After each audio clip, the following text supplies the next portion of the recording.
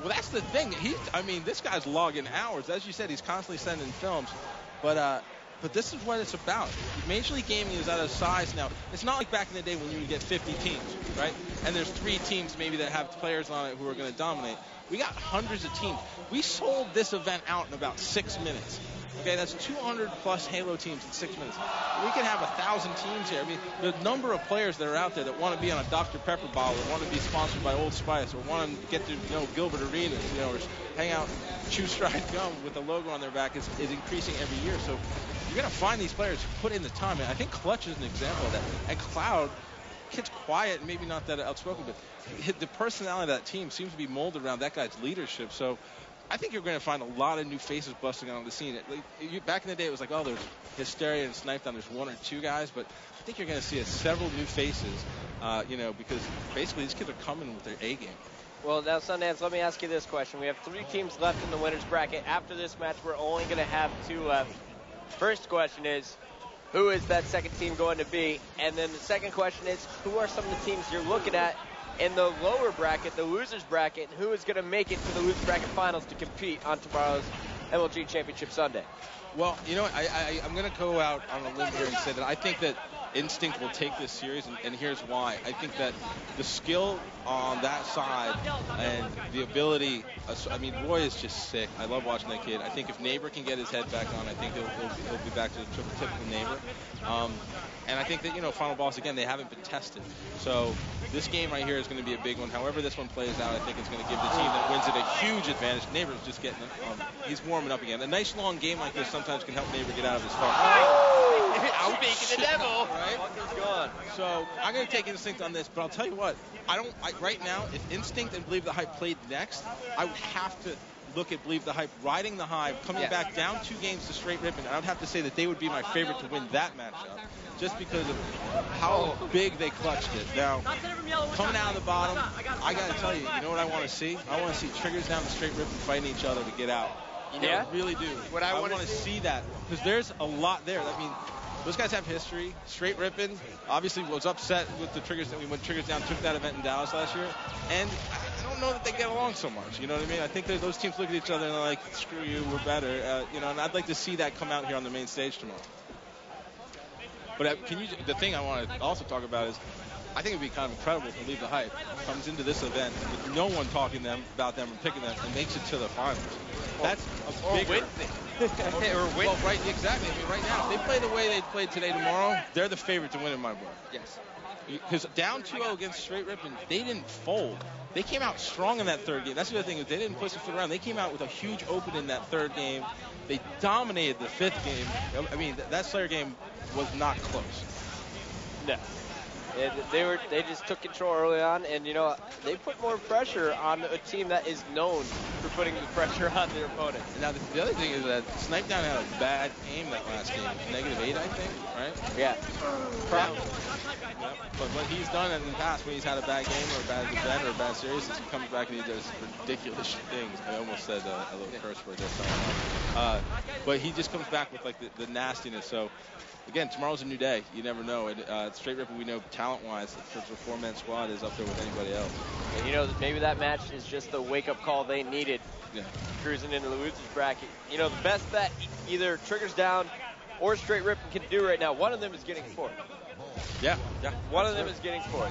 That's true. And Believe the Hype, they're guaranteed top 3. And they deserve it, man.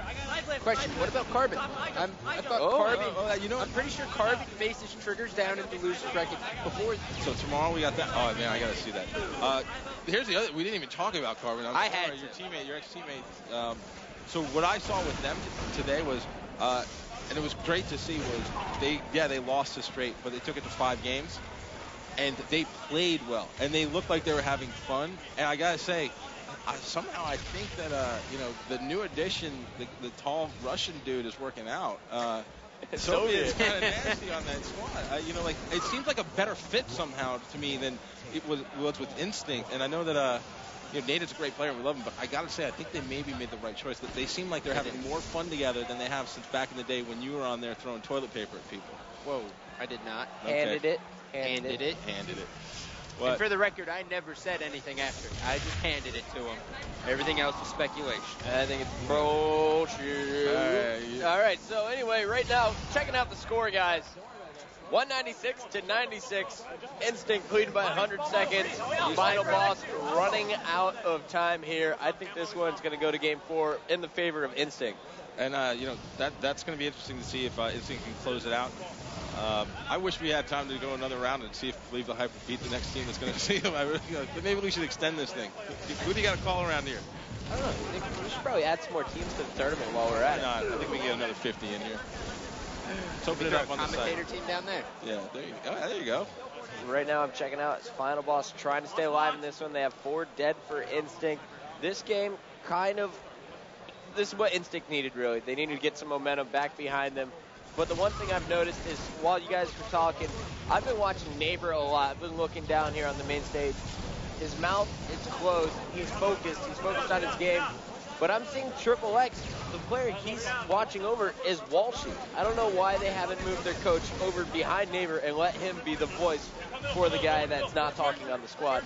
Instinct, they may want to look at that going into their next match or even next game. That's true. I think one of the good things that Triple X, as we know, is the most well-known coach on the circuit for a reason. The guy knows the game. He's played well. He knows pretty much everybody on the circuit. And he's pretty good at adjusting gameplay. The one thing that you do is you fall back into your routine.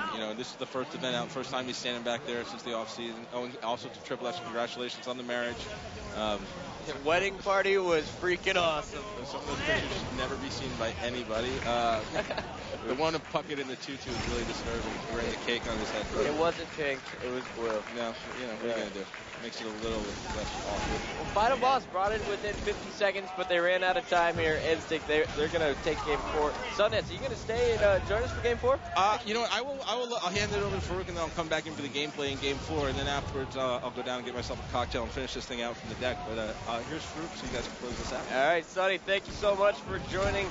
Farouk is joining back up in the booth. You got Scott Lucier, Chris Puckett, and Farouk. We got game 4 coming up next, but this one's not quite over. We got 13 seconds left for Instinct to pad their stats. I like to call these pretend kills. Pretend kills. Pretend kills and deaths.